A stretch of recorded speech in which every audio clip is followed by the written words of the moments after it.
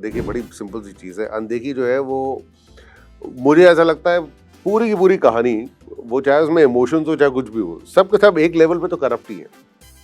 मतलब एक बंदे ने गोली चलाई उसको अगले दिन याद नहीं कि मैंने किसी को मार दिया है। और ये जितने भी बड़े क्रिमिनल्स हैं उनके लिए सबसे बड़ा उनका उनका गॉस्पेल लॉ ही है कि वो भरोसा किसी पे नहीं कर सकते, करना भी नहीं चाहिए। ये 3 सीजन जिस किसी ने भी फॉलो किए हैं वो दोनों उस जानते हैं कि ये दोनों कितने पागल लोग हैं, एकदम आउट ऑफ कंट्रोल लोग हैं। पापा जी तो बिल्कुल ही खिसका हुआ आदमी है, उसको किसी चीज से फर्क नहीं पड़ता। और अब दोनों के बीच में आ गई है दुश्मनी, लेकिन एक तजुर्बेकार है और उसको लगता है कि अब तक किसी ने नहीं छुआ मुझे तो ये क्या कर लेगा, और मेरा ही तो बच्चा है ना, मेरा बच्चा है तू। एक डिटूर मैं लेना चाहूंगा कि मुझे अगर अनदेखी की बात करनी है तो कोई भी बात मैं बिना सिद्धार्थ सेनगुप्ता और वरुण का शुक्रिया अदा किए बिना आगे नहीं कर सकता। तो प्रेशर मेरे लिए तो उस तरह से है कि जो भरोसा मुझ पे रखा गया उसको जितना हो सके उतना बेहतर तरीके से लोगों के सामने लेके आया जाए। वो एज एन एक्टर एक प्रेशर अलग रहता है, लेकिन किरदार कहाँ जाएगा, कितना खतरनाक दिखेगा आगे और कितना बढ़ेगा नहीं बढ़ेगा, वो प्रेशर हम लोगों से ज्यादा कहानी लिखने वालों पे रहता है, क्योंकि हर बार उनको कुछ नया लिखना है, हर बार उनको कुछ नया सोचना है और जो पिछला है उससे आगे ले जाना है और एक्साइटिंग बनाना है। तो हर बार कुछ नया ढूंढते रहिए, कुछ बनाते रहिए। तो वो मेहनत जो है वो लिखने वालों की पहले है, ज्यादा, बहुत ज्यादा जो वरुण लिखते हैं।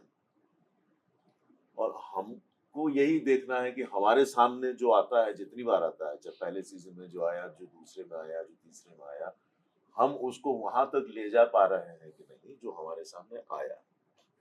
तो वो हम सबको मिलके ही करना होता है। तो वो प्रेशर थोड़ा क्या बटा रहता है, कुछ लिखने वालों का रहता है, कुछ करने वालों का रहता है, बनाने वाले का रहता है, डायरेक्टर का रहता है, प्रोडक्शन का रहता है, क्योंकि हर बार वो प्रोडक्शन और ऊपर जाना चाहिए और बेहतर दिखना चाहिए।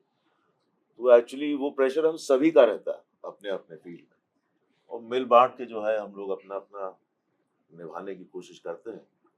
और ये कोशिश रहती है कि जब भी हम ऑडियंस के सामने आए कुछ ऐसा लेकर के आए कि मजा बना रहे।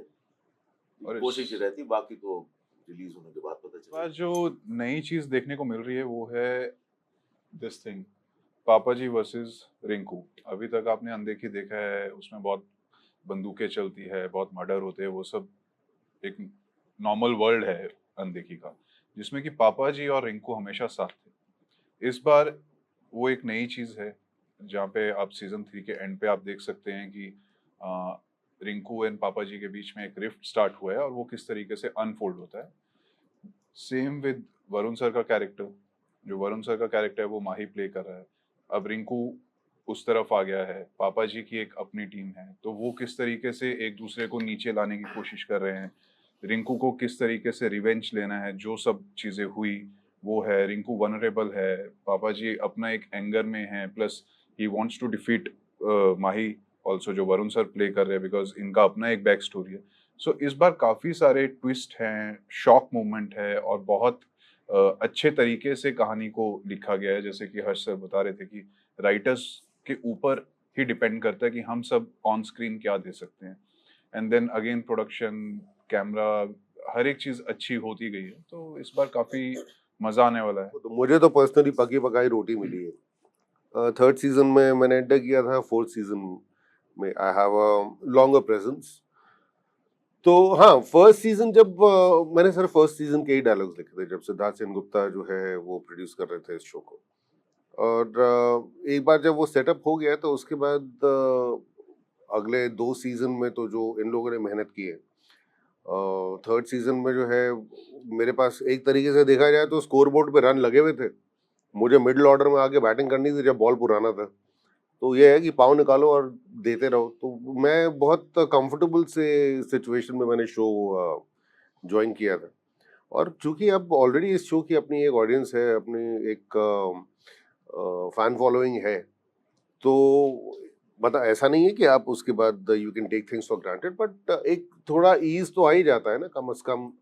अगर आपने जो है कहानी का रुख जो है वो सही तरफ रखा हुआ है, then your characters are already in their fourth season. तो अब उनको एक तरीके से नए कैरेक्टर पे काम नहीं करना है, हाँ वो नए आयाम ढूंढ सकते हैं कैरेक्टर्स के, तो things do get easier, but writers के लिए तो वो खैर नहीं इजी होता है, क्योंकि एक सीजन के हिट हो जाने के बाद सेकंड सीजन लिखना और ज़्यादा मुश्किल है। तो मेरे ख्याल से हाँ चीज़ें सबसे ज़्यादा जो है टफ होती हैं राइटर्स के लिए। ऐसा नहीं कि एक्टर्स के लिए आसान होती है, because to maintain that character throughout, और 4 सीजन करना जो है वो उसमें आपका कंसंट्रेशन वेवर न करे, बहुत ज़्यादा ज़रूरी होता है। बट गुड, इस बार कम से कम एक नया आपको जो है पक्ष नजर आएगा कहानी का, जहाँ पर कि जो दो बिल्कुल ही इंसेपरेबल कैरेक्टर्स जो थे, रिंकू और पापा जी के, अब इनके बीच में एक रिफ्ट है, जिसके कि आपको एक्चुअली कर्ण जो है वो थर्ड सीजन में नजर आने शुरू हो गए थे। तो I think everybody was expecting कि फोर्थ सीजन जो है वो इन दोनों के बीच की रिफ्ट का ही होगा। उसको किस तरीके से रिजॉल्व किया जाएगा वो ही इस पूरे सीजन की कहानी है। मैं अपने कैरेक्टर के बारे में बताऊं तो Sorry. विक्रम सलूजा इसका नाम है कैरेक्टर का। होटेलियर है, एनजीओ चलाता है, इसका एक ट्रकिंग कंपनी है और लॉजिस्टिक्स बिजनेस है, एम्पायर है। और कैसे वो बेसिकली उसको जब फाइनेंस की ज़रूरत होती है एक होटल एक्सपेंशन के लिए और इमीडिएट फंड्स की ज़रूरत होती है, और वो किसी तरह इनडायरेक्टली रिलेटेड है अटवाल से, वो आपको शो देख के पता चलेगा कैसे ये दो गुट जो बने हुए हैं, पापा जी और दमन का और रिंकू और माही का, तो ये दोनों मतलब बेसिकली मेरी हेल्प करने आते हैं, सपोर्ट देने आते हैं कि ये मुझे उस सिचुएशन से बाहर निकालेंगे, मगर इनके अपने मोटिव्स हैं वो करने के। और कैसे मैं इन दोनों ग्रुप्स के बीच में जाके फंस जाता हूँ और हल्का वल्नरेबल हूँ, हल्का गुस्सा भरा हुआ है, ये लोग सिचुएशन का फ़ायदा भी उठा रहे हैं, बट मेरा भी एक मोटिव है जिस वजह से मैं इनके साथ जुड़ा हुआ हूँ। तो ये काफ़ी ट्विस्ट एंड टर्न्स के साथ इस कैरेक्टर की एंट्री हुई है। एंड अगेन बहुत बढ़िया फ्रेंचाइज है, बहुत अच्छे एक्टर्स के साथ काम करने को मिल रहा है, जो एक्चुअली सी एक्टर्स का फ़ायदा क्या होता है, अगर एक्टर्स को एक्टर्स मिलते हैं तो सीन्स थोड़े अच्छे बन जाते हैं, परफॉर्म करने में मज़ा आता है। तो लाइक आपका जो सवाल था प्रेशर का, तो वो प्रेशर ऑटोमेटिकली जब आप सीन अच्छा करते हैं तो प्रेशर कम हो जाता है। मतलब आप जब सीन परफॉर्म कर रहे होते हैं तो वो आपको वो टेक्सचर समझ में आ जाता है, यार ये सुर सही लग गया। जब सीन का सुर सही लग जाता है, हाँ लिखाई थोड़ी ऊपर नीचे कभी कभी होती है, आप एज एन एक्टर उसे कैसे और बेटर कर सकते हैं, एज ए डायरेक्टर का भी डायरेक्शन का भी वही काम है कि उसको कैसे और बेटर बनाया जा सकता है। वो बेसिकली हम सब के बारे में वो चीज़ है। और coming to my character again, एक एक्साइटिंग जर्नी रही मेरे लिए अनदेखी में। बहुत मज़ा आया काम करके यहाँ पे, और कैरेक्टर के बारे में ज़्यादा कुछ इतना नहीं बता पाऊँगा। बस ये थोड़ा सा उसका बैकड्रॉप है और कैसे इस कहानी में ये जुड़ता है और इस बैटल के बीच में जाके फंस जाता है। पापा जी और रिंकू के बीच में जाके विक्रम फंस जाता है, और कैसे वो खुद निकलने की कोशिश कर रहा है और कैसे वो इस सिचुएशन में प्ले करने की कोशिश कर रहा है कि वो खुद सर्वाइव करे इस बैटल में। तो ये कहानी।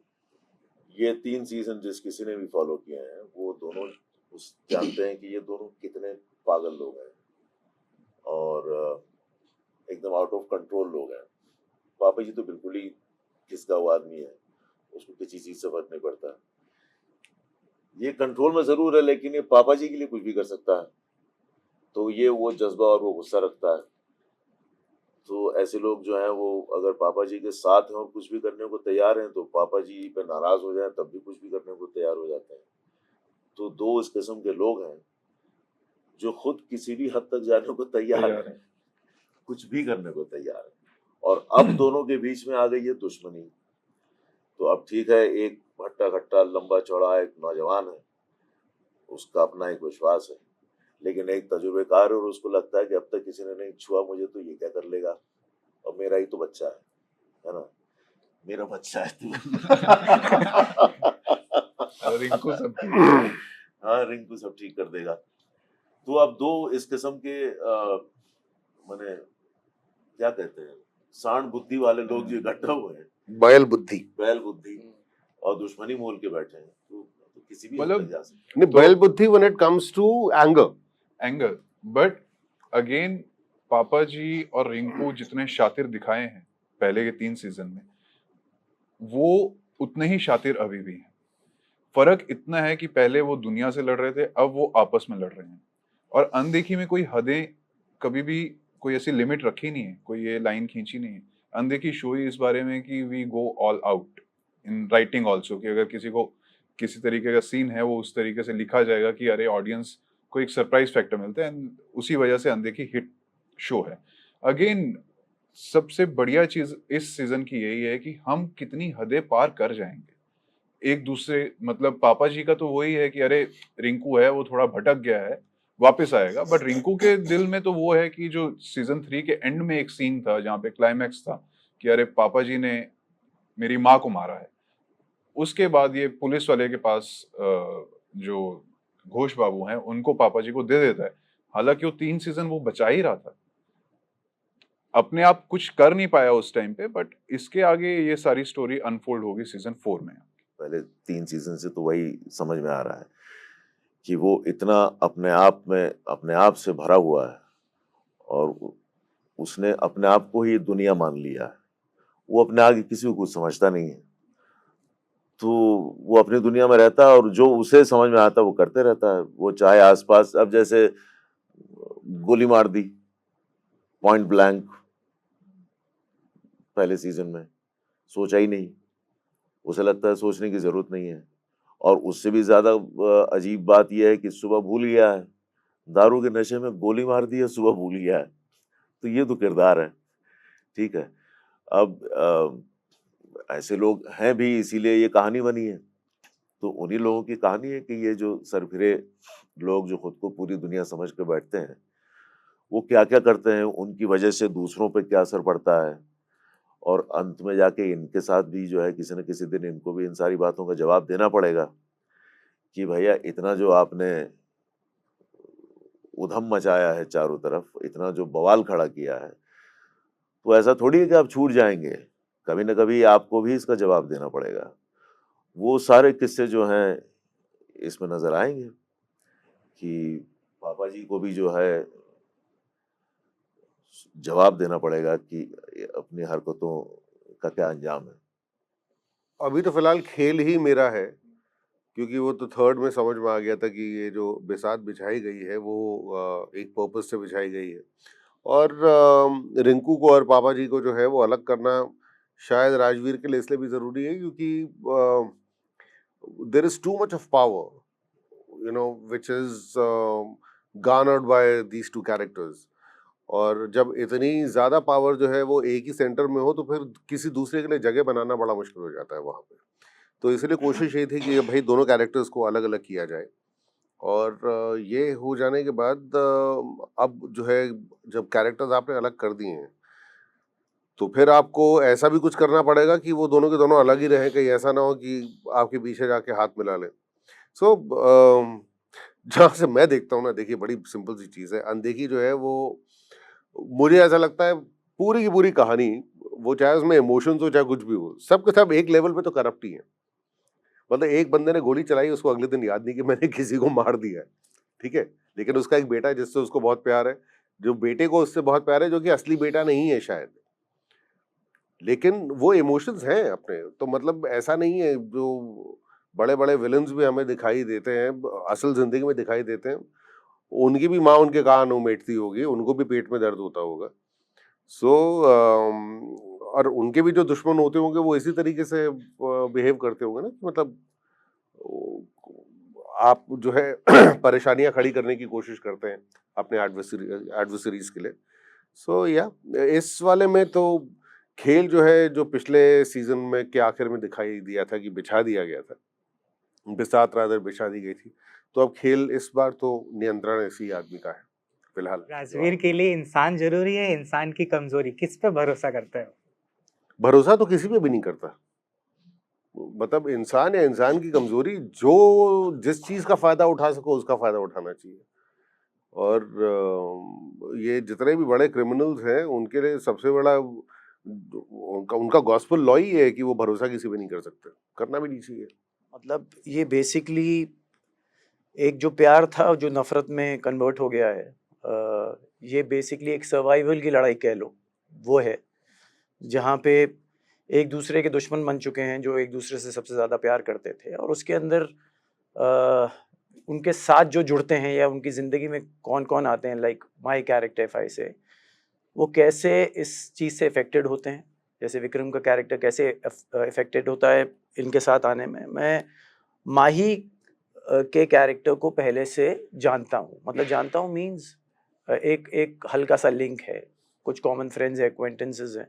तो हर जगह जैसे मेरे कैरेक्टर का वहाँ पे दूसरी जगह दमन से एक हल्का रिलेशन है, यहाँ पे मेरा माही से एक रिलेशन है। तो कैसे सब जो अभी वरुण ने कहा कि सब एक दूसरे के साथ खेल रहे हैं यहाँ पे, और सब सिवाय मेरे हिसाब से इन दो कैरेक्टर्स के जो पापा जी और रिंकू का है, वो उनका एक इमोशनल एंगल है बहुत तगड़ा, जिसकी वजह से ये आर्क है जो ये चल रहा है शो, जो ये सीजन है इस बारे का। तो यहाँ पे इन दो कैरेक्टर्स को लेके बाकी जितने भी आसपास लोग घूम रहे हैं, लाइक माही का एक बहुत स्ट्रॉन्गर आर्क है जो अभी वरुण ने बताया कि वो बेसिकली वो है जो स्ट्रिंग्स को पुल कर रहा है इस वाले में, और कैसे वो इन दो कैरेक्टर्स के साथ खेल भी रहा है और अपने मोटिव्स भी पूरे कर रहा है, बट उसका भी एक इमोशनल एंगल है जो अपने बेटे के साथ जुड़ा हुआ है। सो सारों का आपस में कुछ ना कुछ एक इंटर रिलेशन है, इंक्लूडिंग माई कैरेक्टर विक्रम।